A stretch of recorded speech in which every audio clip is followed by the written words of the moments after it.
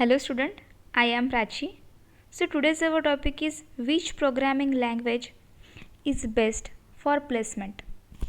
वैसे तो इस टॉपिक पर बहुत ही वीडियोस अपलोड हुए हैं या बन चुके हैं यूट्यूब पे, बट इस वीडियो में मैं अपना एक्सपीरियंस आपके साथ शेयर करना चाहती हूँ।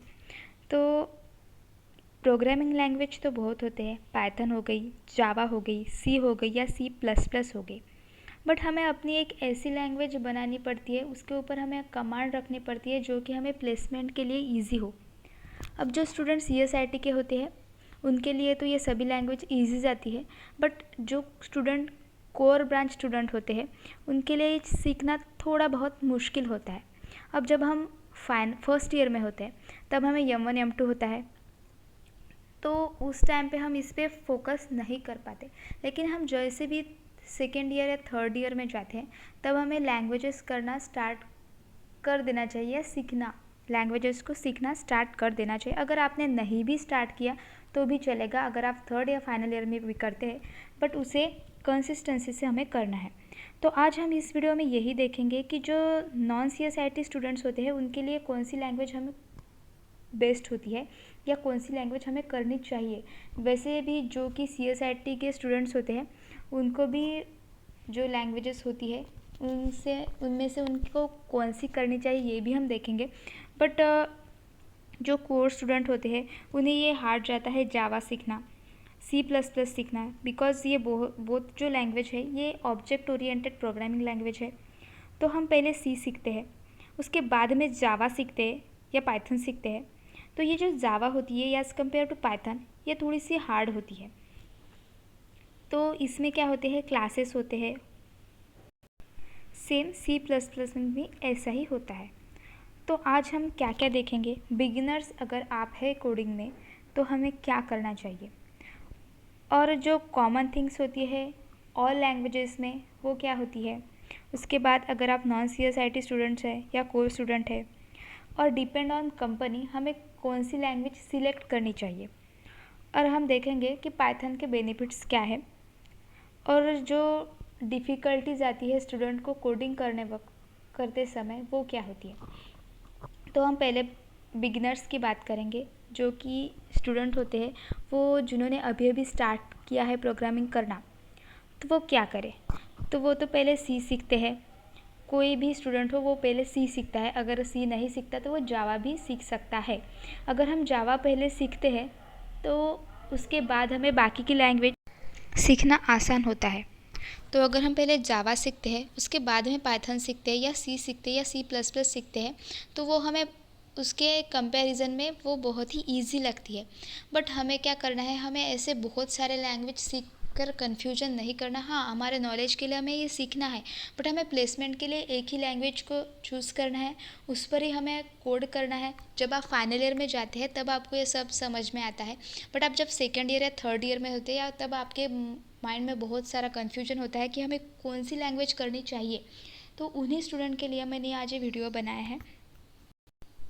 तो अगर आप बिगिनर हैं तो आप जावा कर सकते हैं, या फिर आपका एम है कि आपको एक ही लैंग्वेज करनी है तो आप पाइथन करिए। पाइथन बहुत ही इजी है एज़ कम्पेयर टू जावा, और उसके अंदर जो कोड की साइज़ होती है, ये लेंथ होती है, वो भी कम होती है। एंड C++ ये जो है ये भी जावा के जैसी ही है, ये भी थोड़ी हार्ड जाती है नॉन CSIT स्टूडेंट्स के लिए। तो Python as compare to Java and C++ best है। उसके बाद है common things in all languages. अब जो प्रोग्रामिंग लैंग्वेजेस होते हैं उसमें क्या ऐसी चीज़ है जो कॉमन होती है।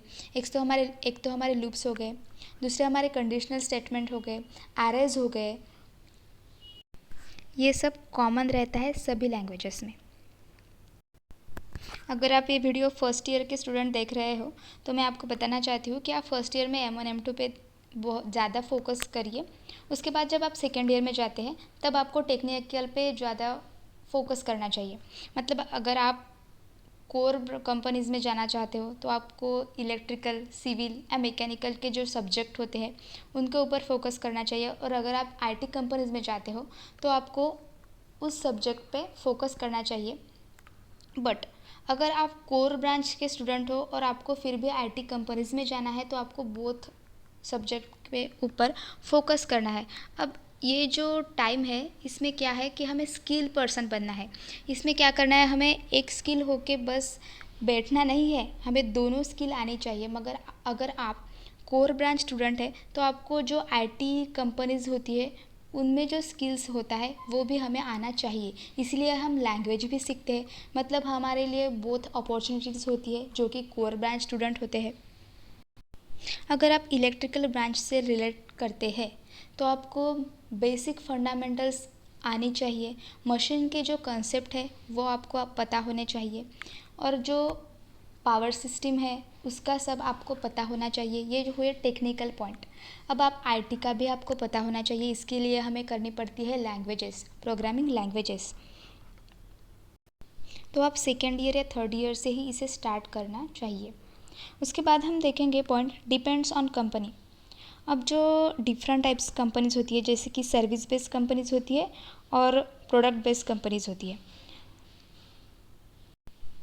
अगर आपको नहीं पता हो कि सर्विस बेस्ड कंपनीज कौन सी है, तो जैसे कि एसेंचर हो गई, विप्रो हो गई, टीसीएस हो गई, कॉग्निजेंट हो गई, ये जो कंपनीज़ है ये सर्विस बेस्ड कंपनीज़ है। एंड प्रोडक्ट बेस्ड कंपनीज जो है वो होती है गूगल, एप्पल, फ्लिपकार्ट, अमेजोन। ये जो हो गई ये प्रोडक्ट बेस्ड कंपनीज हो गई।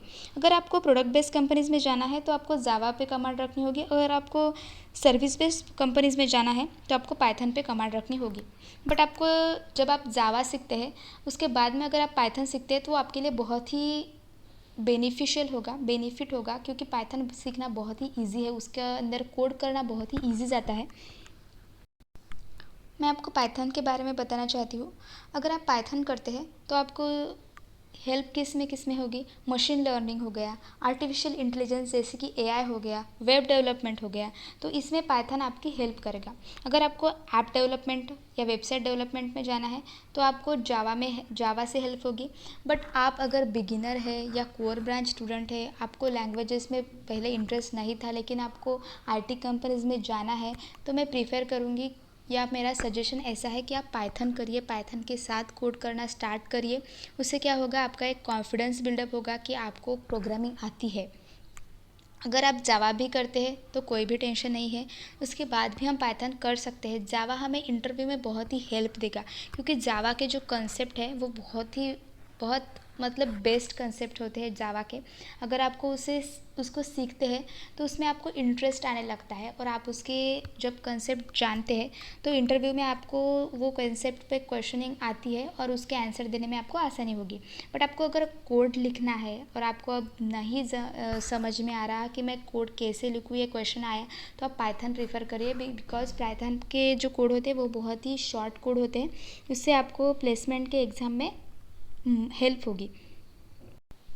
इस वीडियो में मैंने बहुत ही शॉर्ट में आपको सब कुछ बताया है, लेकिन बहुत पॉइंट्स कवर किए हैं। तो हमारा लास्ट पॉइंट है difficulties of student during coding. बहुत से स्टूडेंट्स ऐसे होते हैं जिन्हें, अगर वो सीएस के भी स्टूडेंट्स हैं तो भी उन्हें डिफ़िकल्ट जाता है कोड लिखना। तो अगर आप पाइथन सिलेक्ट करते हैं तो उसमें कोड लिखना आपको आसान जाएगा। तो मेरा सजेशन तो यही है, अगर आपको कोडिंग कुछ भी नहीं आता हो तो आप पाइथन में कोड करना स्टार्ट करिए, उसमें प्रैक्टिस करिए, जो क्वेश्चंस होते हैं उसे सॉल्व करिए। और आपको अगर डाटा स्ट्रक्चर एल्गोरिदम सीखना है तो उसके लिए भी बहुत सारे ऑनलाइन प्लेटफॉर्म अवेलेबल है, वहाँ से आप सीख तक सकते हैं, क्वेश्चन सॉल्व कर सकते हैं, और ऐसे ही आपके प्लेसमेंट के लिए आप तैयारी कर सकते हैं। सो इस वीडियो में इतना ही। Thank you.